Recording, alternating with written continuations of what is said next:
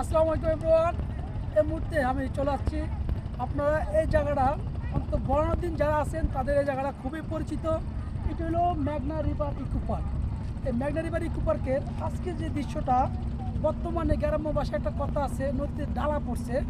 এই ডালার সময় আমরা যদি দেখি, নদীর যে সাইডের যে কিনারটা, মানে আপনার সমতল যে ভূমিটা, এটা যদি দেখি আমরা খুবই সুন্দর একটি দৃশ্য আমরা উপভোগ করতে পারি।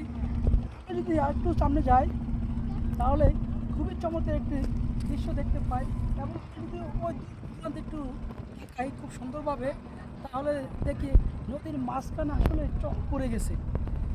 আমরা বড়দিনবাসী এই মেঘনা ভাঙন থেকে অন্তত অনেকটা সেভে আছি। এটা আমরা এই নদীর দেখতে আসলে আমরা এই জিনিসটা অনুভব করতে পারি খুব সুন্দরভাবে।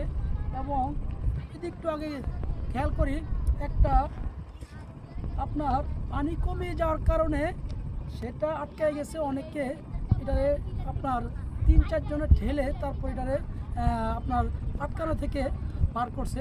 তারপর যদি আমরা যদি একটু সামনে থেকে যাই তাহলে এই সমতল ভূমিটা দেখি। এই সমতল ভূমিটা আসলে খুবই চমৎকার দেখতে। এটা কি বলবো, এটা যদি আপনি এই সিজনে আসেন বা আগামী সপ্তাহে আসলেও আপনারা এই দৃশ্যটা দেখতে পাবেন। আমরা যদি দেখি ওই সাইডে, মানে খুবই আজকে দর্শক আসছে এই ইকো পার্কের সৌন্দর্য দেখার জন্য।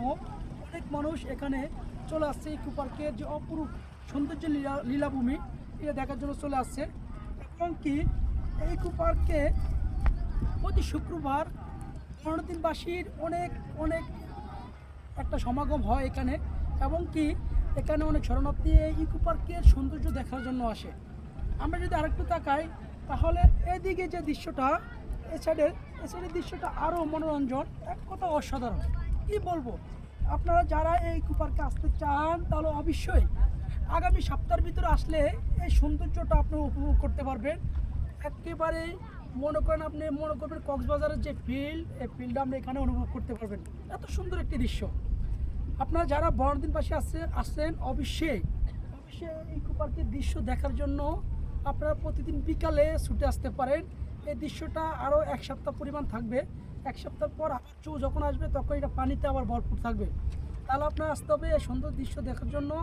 অবশ্যই আরও 1 সপ্তাহ থাকবে, এই 1 সপ্তাহের ভিতরে অবশ্যই আসতে হবে। সবাই ভালো থাকবেন। আল্লাহ হাফেজ। আসসালামু আলাইকুম।